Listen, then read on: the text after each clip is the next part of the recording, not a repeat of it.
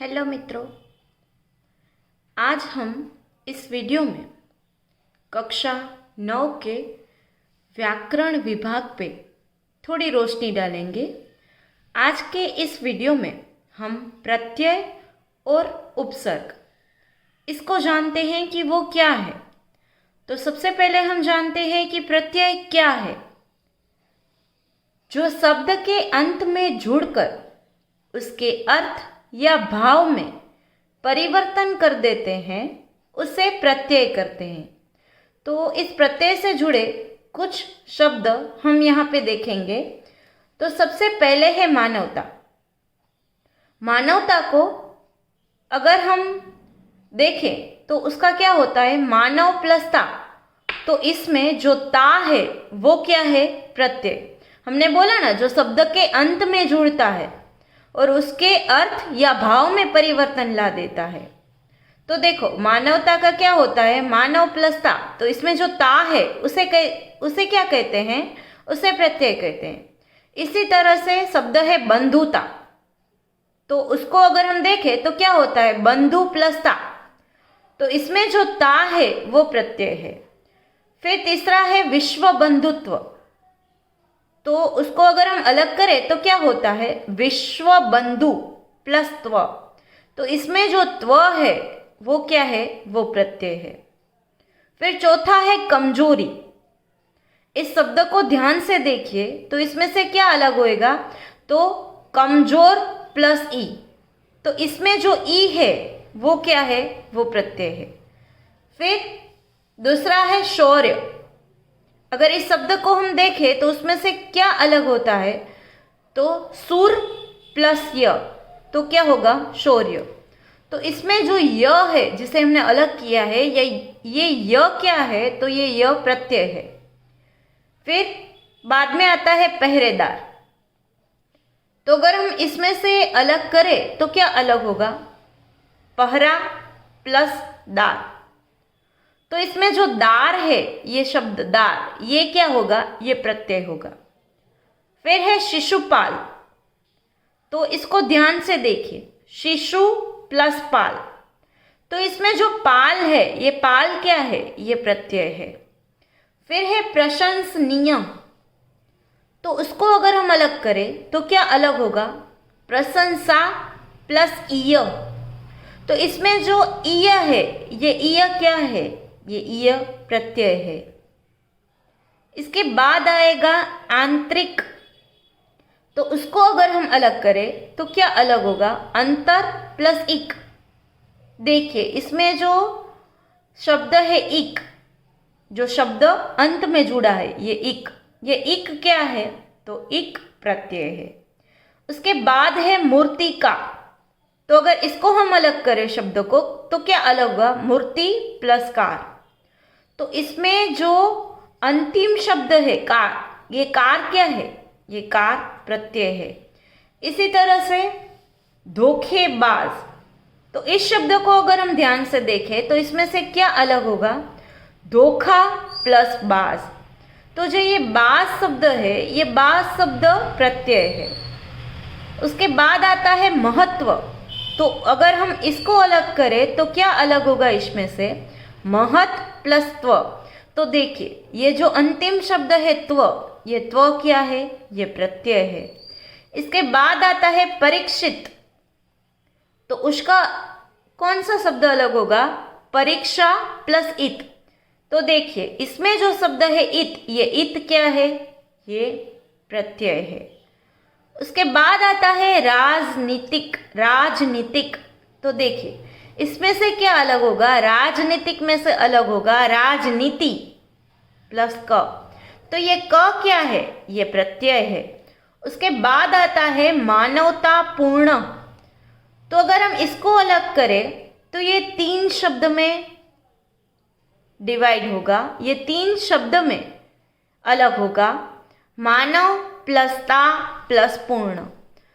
तो देखिए, इसमें से ये जो ता है वो ता क्या है, प्रत्यय है। ये जो पूर्ण है, ये पूर्ण क्या है, प्रत्यय है। उसके बाद है स्वर्णिम। तो देखिए, इसका क्या अलग होगा, स्वर्ण प्लस इम। तो इसमें जो इम है वो इम क्या है, वो प्रत्यय है। उसके बाद है प्रभावहीन।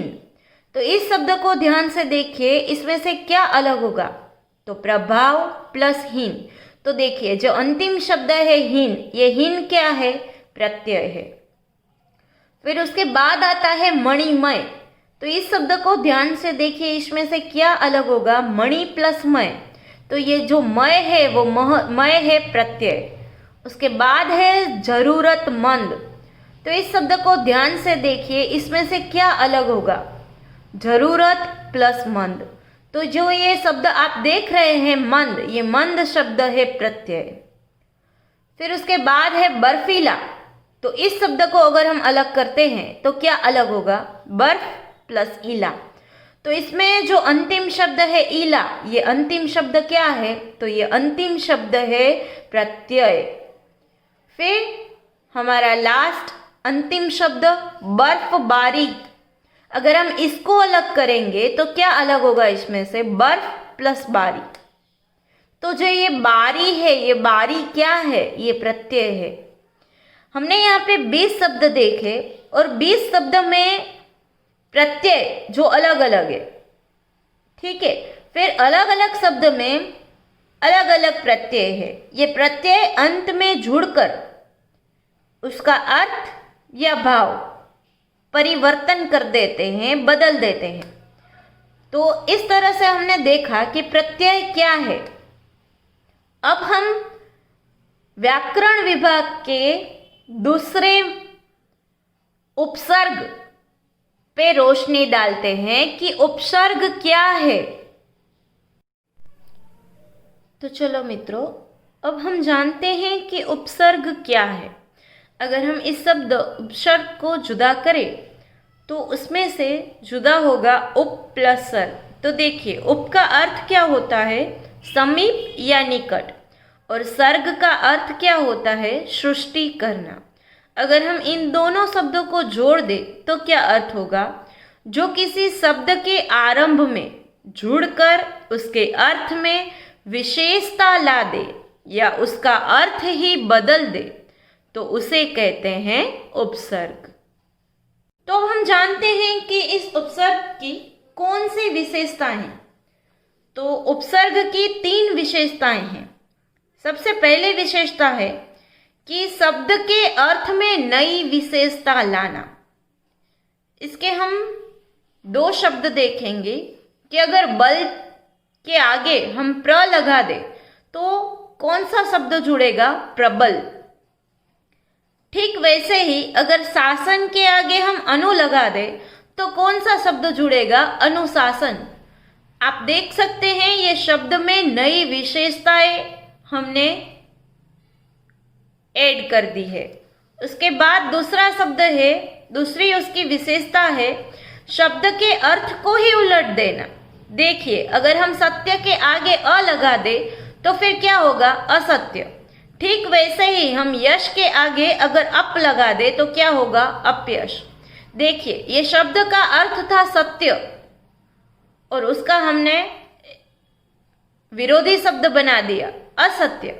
ठीक वैसे ही यश का हमने विरोधी बना दिया, अपयश।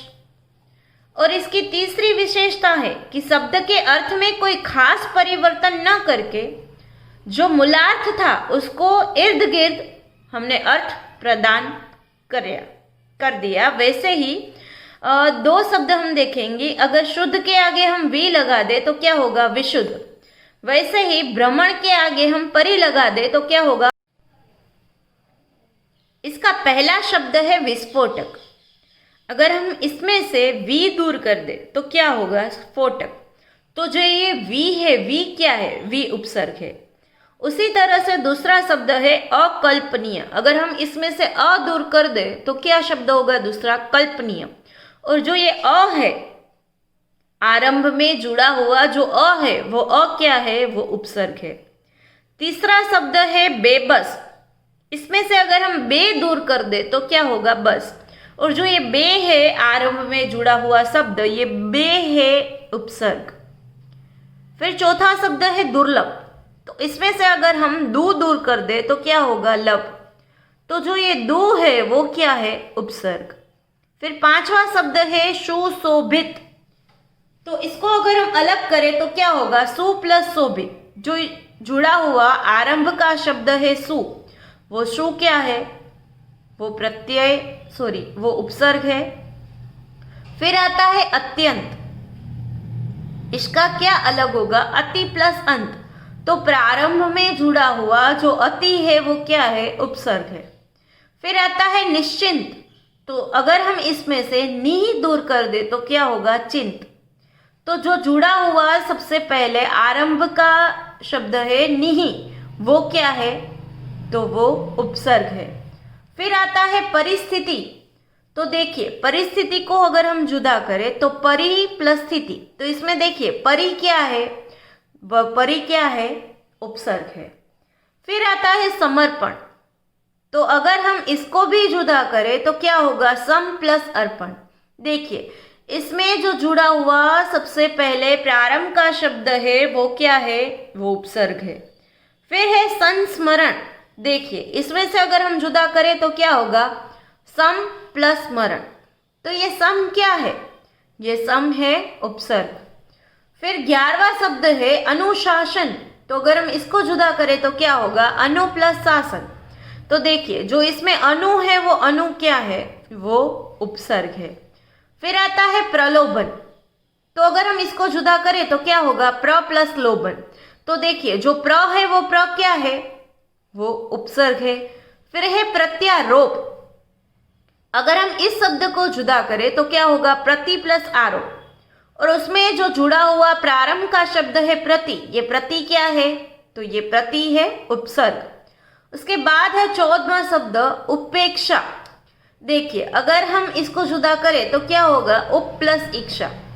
तो इसमें जो जुड़ा हुआ प्रारंभ का शब्द है उप, ये उप क्या है? तो ये उप है उपसर्ग। उसके बाद आता है हमारा अंतिम शब्द अभ्यर्थना। तो देखिए, इसको अगर हम जुदा करें तो क्या होगा? अभि प्लस अर्थना।